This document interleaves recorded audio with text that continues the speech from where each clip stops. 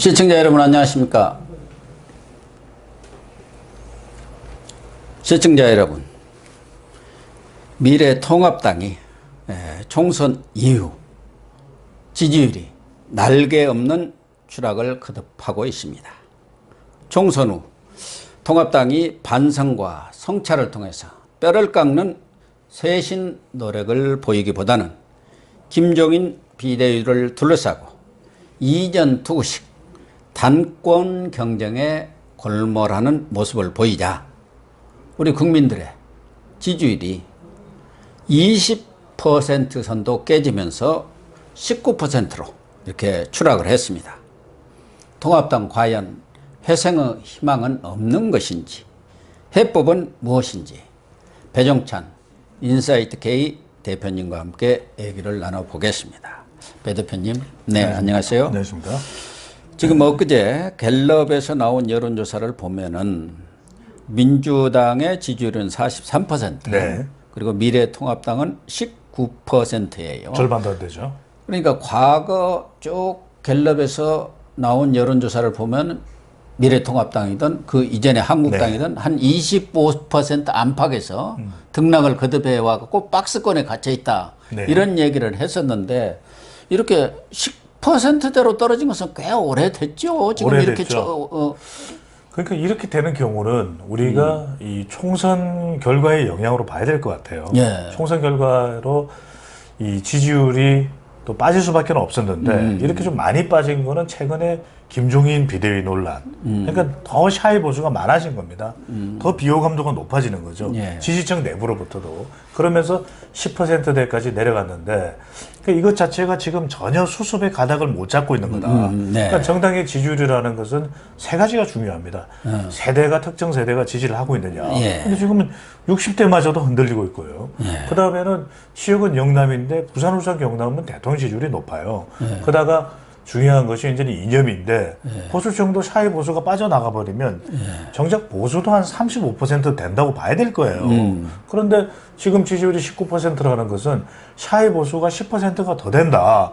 그러니까 정작 성향 자체는 보수지만 예. 내가 미래통합당 지지한다고 이야기를 못하는 사람이 더 늘어났다. 이런 결과로 봐야 될 겁니다. 그러니까 리얼미터와는 약간의 뭐 차이는 있습니다. 리얼미터는 한 10% 민주당이 차이가 나죠. 52.6%, 네. 통합당이 28.2%. 그래도 여기도 보면은 네. 뭐 차이가 엄청나요. 사실은 그렇죠. 전체적으로 그 하향으로 이렇게 내려오면 비슷해요. 네. 그러니까 이렇게 10%대로 떨어진 것은 2019년, 그러니까 지난해 8월 이후 처음 아니겠습니까? 리얼미터의 최근 조사는 더불어민주당이 45%가 비슷하거든요. 그래서 항상 말씀드리지만 이 리얼미터와 갤럽의 조사는 정당 지지율 중에서 미래통합당 보수정당만 다릅니다. 보수정당이 10% 정도 많게 나오는 것이 리얼미터예요. 이게 이제 자동 응답 조사의 특성이라고 보시면 되고 나머지는 다 똑같습니다. 똑같기 때문에 이게 조사 기간이 다르니까 결과가 왜 달라? 이렇게 생각하시지 말고 갤럽의 한 10% 정당 지지율만 미래통합당에 플러스를 하시면 리얼미터의 조사 결과와 거의 유사하다는 사실을 확인할 수가 있습니다. 그러네요. 통합당이 28.2니까 10% 빼면 그렇습니다. 18.2로 뭐 네. 비슷하네요. 이게 갤럽이나. 이른바 말하는 샤이 보수인 거죠. 그러니까 이 자동응답 조사로서 지어 짜버리면 이게 표현이 그렇습니다만은 대답을 할 수밖에 없게 되면 그래도 다른 정당을 갈 수가 없거든요. 미래통합당으로 왔지만 정작 이 사람들이 적극적으로 투표소에 갈 사람이냐. 그래서 우리가 이들을 가리켜서 약 10% 정도 지금 차이가 나죠. 리얼미터의 조사와 한국갤럽의 조사. 이들을 우리는 샤이 보수라고 부르게 되는 겁니다. 근데 리얼이나 갤럽 조사나 비슷한 것은 이번 조사 결과, 그러니까 4월 마지막 주 아닙니까? 거기 보면은 전 계층, 그리고 전 연령 다 내려갔죠. 다 미래통합당이 네. 민주당에 비해서 역전이 됐어요. 특히 60대 이상은 아직까지는 불변으로 네. 통합당이 과거 한국당이든 새누리당이든 그렇죠. 민주당보다는 보수정당의 지지가 아성이었는데. 높았는데 아성이었는데. 60대 이상도 지금 37대 33으로 역전이 돼버렸단 말이에요. 그러니까요. 그러니까 지지층까지 네. 전통적인 아주 확고한 지지층까지도 돌아선 거 아닙니까? 아니, 그러니까 그게 왜 돌아섰냐면 선거에서 참패한 것까지는 60대 네. 이상은 이해를 했을 거예요. 근데 그러고 나서도 어떻게 수습해야 될지 방향조차 못 잡는 모습, 허둥지는 모습. 그러니까 이게 성인의 조직이 아니라 마치 초등학교도조차 못한 그런 조직의 모습을 보이고 있으니까 지지층들이 마음이 떠날 수밖에 없는 거죠. 그러니까 이른바 비호감도가 더 높아지면서 예. 샤이 보수가 더 늘어났다. 그래서 보수 쪽에서도 오히려 여당이 차라리 대통령, 그러니까 여당은 여당이 잘한다기보다는 대통령이거든요. 그리고 대통령은 자기 일을 하고 있는 거 아닌가 이런 평가를 받고 있는 것이죠. 그 지역적으로도 보면 딱 TK 하나만 네. 통합당이 높은데 TK도 28대 뭐 39고 PK는 지금까지 완전히 역전이 뒤집었는데 35대 25로 뒤집어져 네. 버렸어요. 그러니까요. 그래서 정말 뭐 말씀을 하셨습니다마는 뭐 총선이라는 게 질 수도 있고 이길 수도 있는 겁니다. 그렇죠. 전쟁에서는 뭐 패하는 것이 승자가 있고 병가지 상사라고 패자가 하지 있는 거죠. 않습니까? 그래서 병가지 상사라고 그렇죠. 하는 거예요. 예. 선거도 전쟁이니까. 흔히 있는 일이다. 여기서 잘을 하고 거기에 반성을 통해서 얼마든지 다음에 뒤집을 수 있고 이길 수 있는 거거든요. 전쟁이라는 맞습니다. 것은. 그런데 지금 말씀하신 대로 총선 이후에 통합당의 모습을 보면은 참 많은 사람들이 혀를 끌끌 그렇죠. 그런 찰 정도가 그럼 되고 먼저 패인 분석이 이루어져야 되거든요. 지난번에도 국정농단이 벌어졌을 때 이걸 우리가 어떻게 그라운드 제로 밑바닥에서 어떻게 헤쳐나가야 될지에 대한 중의 다수의 뜻이 모아졌어야 되거든요. 깊이 반성하고 넓은 책임을 이번에도 그런 모습을 못 보이는 겁니다. 패인 분석이라는 게 냉정하게 객관적으로 아주 객관적으로 무엇이 문제가 됐든지 그것을 우리가 어떻게 개선할 건지 그 논의를 한 달 할 수도 있는 겁니다. 근데 그 모습을 보이느냐 아니면 허둥지둥 우왕좌왕 갈팡질팡의 모습이냐 좀 그런 패인 분석에 냉정하고 객관적이고 처절한 모습을 못 보였다는 거죠. 그래서 저는 그냥 직접적인 원인 두 가지를 이렇게 본다면 그런 게 이제 바탕에 깔고 있지만 네. 하나는 심재철 원내대표 권한대행 체제 아니었습니까? 이분도 이번 총선에서 패하고 지도부가 조경태 의원을 제외하고는 싹 지금 낙선을 됐죠. 하다 보니까 사실은 동력이 없어요. 없습니다. 그렇다면 새로운 103명의 당선자 거기에서 힘을 얻어가지고 거기서 패인 분석도 하고 거기서 원내대표도 뽑고 뭐 앞으로 당 진로라든가 이런 것들을 충분히 토론을 거쳐서 밤을 새워서라도 그렇죠. 방향을 설정해야 하는데 그럼요. 그거 없이 이렇게 김종인 비대위 제대로 급하게 서둘렀다는 거 네. 하나. 네. 두 번째는 조경태 최고위원은 물론이고 밖에 있는 홍준표 전 전 대표. 대표까지 지나치게 당권 욕심을 보이면서 언행이랄까 이런 것들이 우리 국민들의 눈살을 찌푸리게 한 거예요. 맞아요. 들어볼 수가 없어요. 그럼요. 어떻게 당 대표까지 지내신 분이 아무리 당권이 그렇다고 하더라도 처음에는 그렇게 찬성하다가 김종인 비대 그게 무슨 40대 무슨 교체로 놓치고 나오니까부터 그냥 이렇게 참 입에 담기 험한 말들을 쏟아 부으면서 이렇게 공격에 나서니까. 그런데 지금 너무 중요한 것은 우리가 생각할 때 대선까지 시간이 많이 남았을 것 같죠? 만 2년이 안 남았습니다. 대통령 선거일까지. 3월 9일 아닙니까? 2022년. 그래서 저는 보수의 위기가 지금 나타나고 있다. 노출되고 있다. 왜냐하면 시간이 많을 것 같지만 지금 체계적으로 준비하지 않으면 다음 대선에서 맞대응하기가 쉽지 않습니다. 그럼에도 불구하고 지금 보여주는 아주 미숙한 모습 자체가 사실은 지지층들의 실망감을 연출해낸 거죠. 그래서 지금 지지율이 내려간 겁니다. 10%대로. 그러면은 네. 지금 지지율이 바닥으로 간 겁니까? 지하실이 또 있습니까? 아니 바닥으로 내려간 게 아니죠. 지하실이 또 있습니까? 아니 그럼요. 아니 박근혜 대통령의 지지율이 5% 갖고 탄핵당하지 않았습니까? 그러니까요. 그러니까 지지율이라는 것은 결국 국민들이 지금 그러면 군소정당이 3%, 5%, 이 정당들은 왜 30%, 50% 지지율을 받고 싶지 않겠습니까? 하지만 지금 우리가 정말 꼭 알아둬야 되는 것이 보수층이 한 35%니까 우리를 지지해주기 때문에 천만의 말씀이에요. 이들은 얼마든지 지지를 유무할 수 있는 것입니다. 예. 정당 지지율 조사는요. 자, 지지하겠다, 지지하지 않겠다가 아닙니다. 다른 정당이 있으면 다른 정당으로 갈 수가 있는 거예요. 그런 방법 지금 보수층이 있으니까 우리가 적어도 20%는 충분히 넘을 것이다. 이렇게 절대 안심을 해서는 안 되는 것입니다. 그래서 일각에서는 지금처럼 이렇게 통합당이 뭐 미래한국당은 또 변론입니다만은 저런 모습을 보일 경우 내년 4월 재보선도 아주 큽니다. 아, 지금 그럼요. 부산시장은 물론이고 네. 경우에 따라서는 울산, 경남, 경기 여기까지도 다 영향을 받을 수 있어요. 사실 뭐 작은 대선이 될 수도 있어요. 예. 거기다가 또 한 지금 상황으로 봐서는 한 7, 8개의 지역구에서 선거가 그렇죠. 이뤄질 가능성도 네. 있고. 그다음에 이제 말씀하신 대로 2022년 3월이면은 2년도 안 남았어요. 내년부터 그렇죠. 본격적인 이제 그 4월이 대선 전초전이 되는 거고 거기서부터 본격적인 대선 스타트가 되는 거 바로 아니겠습니까? 지방선거가 또 대선 다음에 있지 않습니까? 그래서 지금처럼 극우 보수라든가 영남 일색으로 이렇게 갈 경우 일본의 자민당처럼 야당은 들러리 야당이 있고 네. 말하자면 자민당이 자기들끼리 1.5 주류 죠. 비주류 나누고 그렇죠. 서로 계보들을 형성해 갖고 수상도 하면서 몇십 년을 집권하고 있지 않습니까? 1.5 그래서 정당이 1.5당이라는 네. 얘기가 나오고 있는데 바로 그겁니다. 그거 이렇게 가지 않을까 하는 걱정을 해요. 아니 그래서 중요한 것이 정당의 지지율은 뭡니까? 바로 국민들로 받는 사랑입니다. 그 사랑이라는 것이 가만히 있는데 사랑합니까? 그만큼 매력을 분출해야 되는 거죠. 근데 지금 미래통합당을 향하고 있는 국민들의 마음은 관심이 점점 없어지려고 해요. 네. 왜? 아무런 매력 분출이 없으니까 결과적으로 정당이 할 수 있는 것은 대안이거든요. 지금 정부가 하고 있는 것 중에서 뭐 잘하는 건 협력을 해야 되겠지만 잘 못하는 것은 대안을 가져 나와서 저 정당도 충분히 수권 가능성이 있는 그러니까요. 정당이네. 대한정당의 모습을 보여줘요. 그렇죠. 그런 인물들이 있네. 그렇게 돼야 되는데 그게 아니라 서로가 지금 당권이 뭐지? 원내 집행부가 뭐지? 원내 대표가 뭐지? 이렇게 다툼을 하고 있거든요. 예. 이렇게 해서는 매력을 보일 수가 없는 거예요. 저나 배 대표나 걱정하는 것은 민주주의라는 것은 진보와 보수 좌우 맞습니다. 양날개로 날아야만이 민주주의가 토대를 굳건히 하는 건데 지금처럼 지금 이미 3권이 넘어갔어요.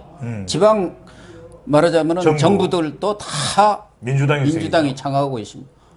그러면은 좌파 독재 경우에 따라서는 사회주의가 현실화되는 것이 아니냐는 그런 우려 때문에 더 걱정하는 거예요. 그렇기 때문에 보수가 굳건하게 다시 일어서야 한다는 그런 차원에서 이 얘기를 계속하고 있는 거 모든 아니겠습니까? 일에는 찬반이 있지 않습니까? 예. 그래서 모든 정당이 경쟁력이 있고 그래야 경쟁력이라는 것은 정당도 운영되는데 국민들의 세금 지원을 받고 세비를 받는 거 아닙니까? 의원들도 반드시 그런 노력이 필요한 거죠.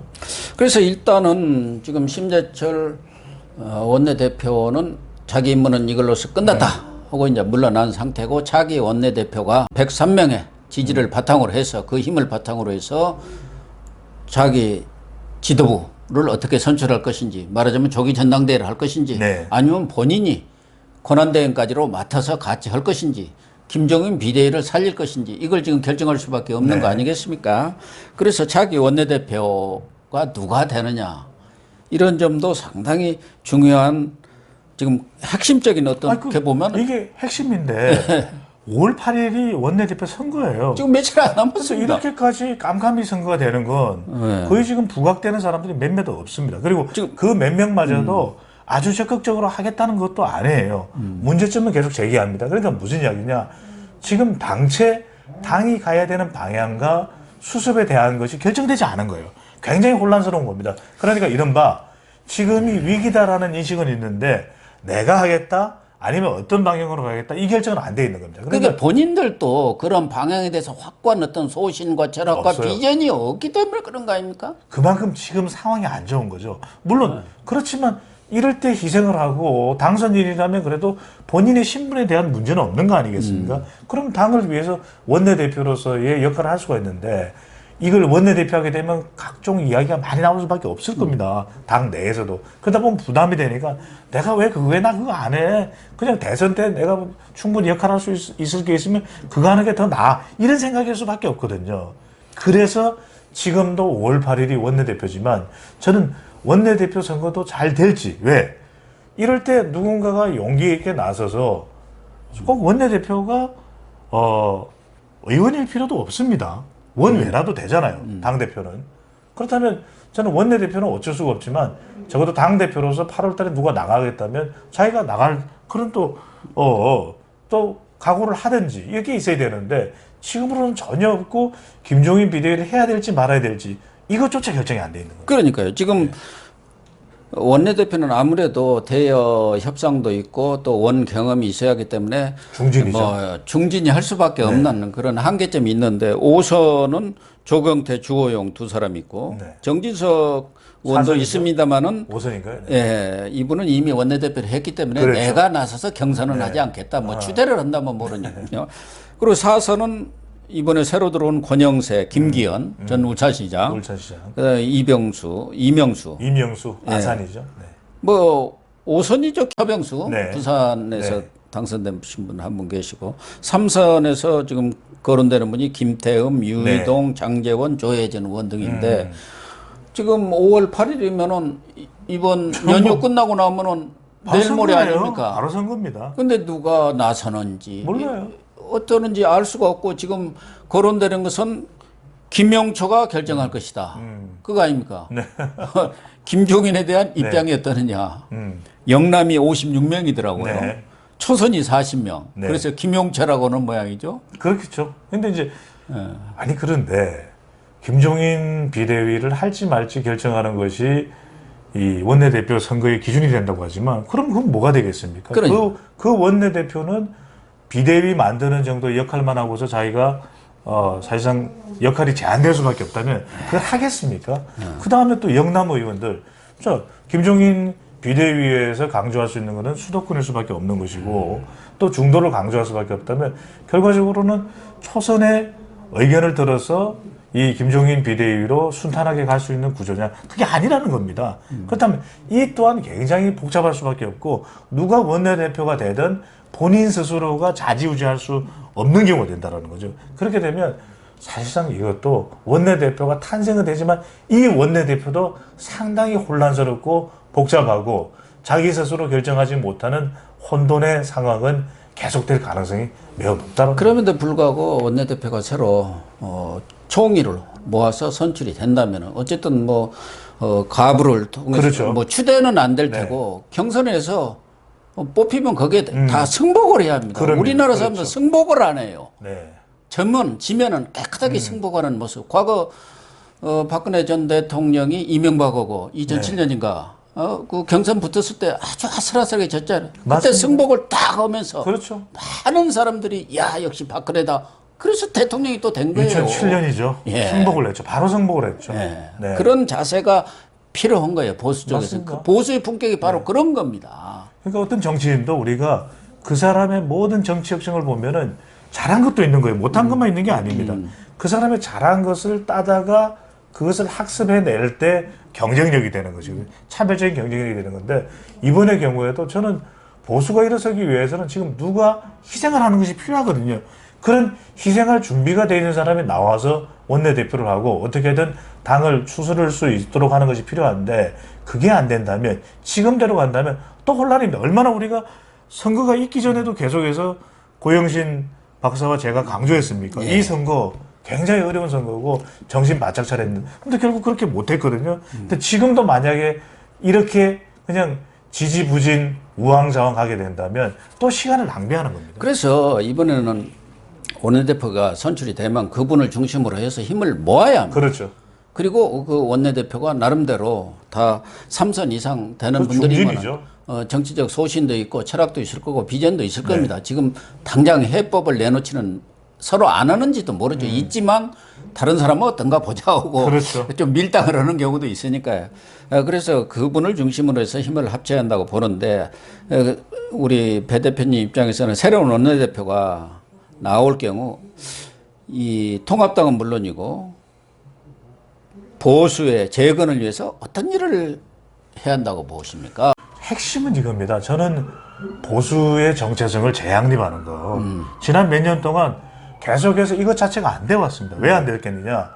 박근혜 전 대통령과 관련된 인식이 해결이 안 되는 겁니다. 보수 정체성의 재양립이 필요하다. 저는 왜냐하면 지금 보수의 이미지 자체가 나쁜 것이거든요. 그러니까 지난 몇 년간 보수의 이미지가 사실 나빠지지 않았습니까? 국정농단도 있었고 탄핵도 있었고 이러다 보니까 보수에 대해서 긍정적이지가 않은 겁니다. 그러니까 샤이 보수란 이야기가 나올 수밖에 없고 그다음 첫 번째로는 이게 완전히 바닥에서 그라운드 제로에서 보수가 과연 뭐냐? 그 따뜻한 보수라고 이야기했고 개혁적 보수라고 이야기했고 시대에 맞는 보수라고 했다면 그 이미지가 뭐냐? 저는 그것부터가 먼저 확립이 돼야 됩니다. 그래서 어떤 보수를 우리가 하겠다라는 걸 명쾌하게 하고 그다음에 또 하나는 정당이 점수를 얻는 방법은 안전과 번영이거든요. 그럼 그것을 위해서 미래통합당이 됐든 당명을 바꾼다 그러면은 보수 제1야당 이 정당이 어떤 대안으로서 앞으로의 대한민국을 만들어 나갈지를 분명히 제시를 해줘야 됩니다. 그래서 이것을 위해서 우리는 온 힘을 다 기울일 것이고 정부의 잘못되고 있는 국정 실정에 대해서 우리는 이런 대안을 가지고 있다. 그것을 제시해줘야 보수 지지층들이 또는 중도가 따라갈 수 있는 것이거든요. 저는 그것을 우선적으로 해야만 그 역할을 원내대표가 해야 된다. 그리고 중지를 모아야 되는 것이고 여기에서 저는 초선의 역할이 중요한 것이 초선 의원들은 굉장히 이제 야당으로서 어렵게 의정활동을 해야 됩니다. 예. 그렇지만 그래도 이걸 통해서 수권 정당이 되는 그 길로 가기 위해서는 적어도 지금 비상 시국에 있는 원내대표, 새 원내대표를 했는데 힘을 실어줄 수 있도록 초선들이 또 움직임이 필요합니다. 자, 우리는 이 원내대표를 중심으로 해서 당을 완전히 바꾸는 일에 우리 스스로가 나서겠다. 우리가 초선 의원이지만 강함이 우리 스스로를 희생하겠다. 그 역할과 또 각오를 해줘야만 이것이 분명히 가능할 걸로 보입니다. 그다음에 이제 늘 논란이 되고 있는 게 지금 밖에 있는 분들도 반발하고 있는 것이 일종의 많은 국민들이라든가 또 뭐 언론들도 그렇습니다만은 당이 좀 전면적인 세대 교체가 필요한 것 아니냐. 필요하죠. 네. 그런데 그 세대 교체의 가장 상징적인 게 역시 당 간판 얼굴이거든요. 네. 당 네. 대표. 그런 면에서 좀 40대라든가 50대 초반에 좀 젊은 분들이 나서가지고 네. 좀 새로운 아이디어 또 그렇죠. 4차 산업혁명 시대에 맞는 그러한 뭔가 비전이랄까 정책 제시가 있어야겠다는 생각들을 많이 하고 있지 않습니까? 그래도 기회가 좀 제공돼야죠, 그동안에. 너무 보수 정당이 이 이른바 세대 교체를 좀 등한시 해왔던 것도 사실이고 젊은 세대들이 좀 빨리 진입을 해서 이 당의 간판 역할, 적어도 간판이 아니더라도 그러니까. 그래도 정책의 중심적인 의장, 역할. 중심적인 역할을 할 수 있도록 기회가 제공돼야 되는데 늘 강조해주지 않았습니까? 지난번에도 나왔던 이 인재 영입이 무슨 인재 영입이냐. 총선 그러니까 때만 뭐 청년 여성 어찌고 찾고는 그걸로 끝이에요. 반짝하는 그걸로 안 됩니다. 시도 때도 없이 이 사람은 정말 대한민국의 국회의원이 돼도 되겠다라는 사람들을 끊임없이 찾아 나설 필요가 있는 겁니다. 그리고 그들에게 기회를 줘야죠. 역할을 맡기고 특히 또 지금 각 지방에서의 기초자치단체 의회에서 활동하고 있는 괜찮은 제목들이 있습니다. 그들을 또 끌어올릴 수 있는 좀 열린 인재 등용의 그런 또 지혜를 모아 또 발휘할 필요가 있는 것이죠. 네, 일단은 새로운 원내대표가 이렇게 선출이 되면은 그분을 중심으로 해서 힘을 모아서 그럼요. 진과 같은 지리멸렬, 중구난방의 그런 모습을 좀 탈각해서 보수 또는 당, 회생의 어떤 전기가 마련되기를 기대를 하고요.